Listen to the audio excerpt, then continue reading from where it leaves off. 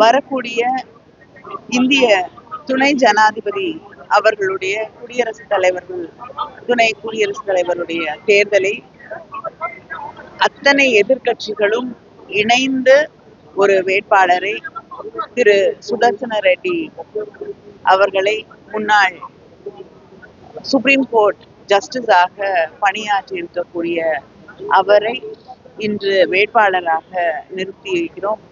இந்த தேர்தல் என்பது எங்களுடைய முதலமைச்சர் அவர்கள் சொல்லி இருப்பது போல ஒரு ஐடியாலஜிக்கல் பேட்டில். அவர்கள் பிஜேபி முன்னிறுத்தக்கூடிய பிளவுவாத அரசியலை எதிர்க்கக்கூடிய, ஹிந்துத்துவ அரசியலை எதிர்க்கக்கூடிய ஒரு தேர்தலாக இந்த தேர்தல் அமைந்திருக்கும். அதனால் அத்தனை எதிர்கட்சிகளும் இணைந்து ஒரு வேட்பாளரை தேர்ந்தெடுத்து நிறுத்தி இருக்கிறோம்.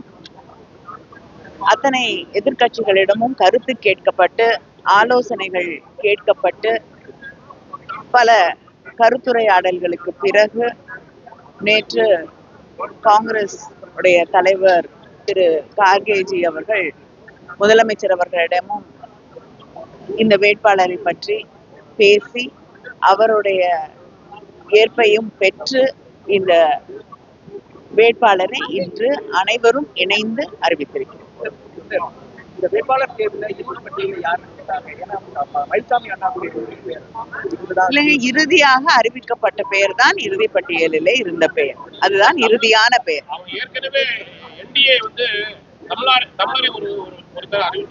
இல்லைங்க, இது தமிழ் இல்ல.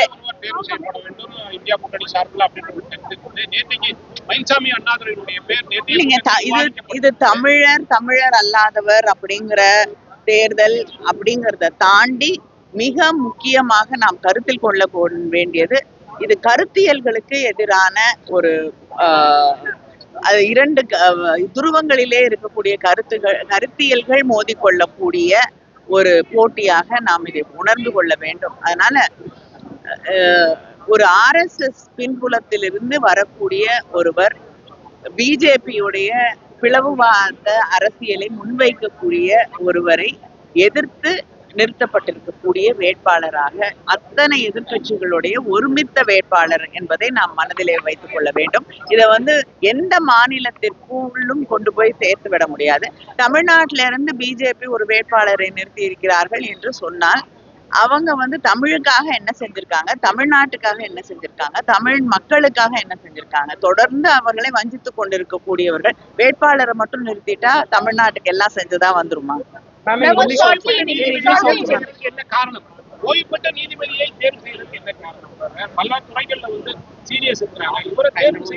இல்லைங்க, தொடர்ந்து அவரும் இந்திய மக்களுக்காக நீதிபதியாக இருந்த பொழுது கூட அவருடைய பல தீர்ப்புகள் மக்களுக்கான தீர்ப்புகளாக, கான்ஸ்டிடியூஷனை தாங்கி பிடிக்கக்கூடிய தீர்ப்புகளாக, அதற்கு ஓய்வு பெற்ற பிறகு இன்று இருக்கக்கூடிய பாஜக ஹிந்துத்துவ அரசியலை எதிர்த்து பேசக்கூடிய ஒருவராக அவர் செயல்பட்டு கொண்டிருக்கிறார்.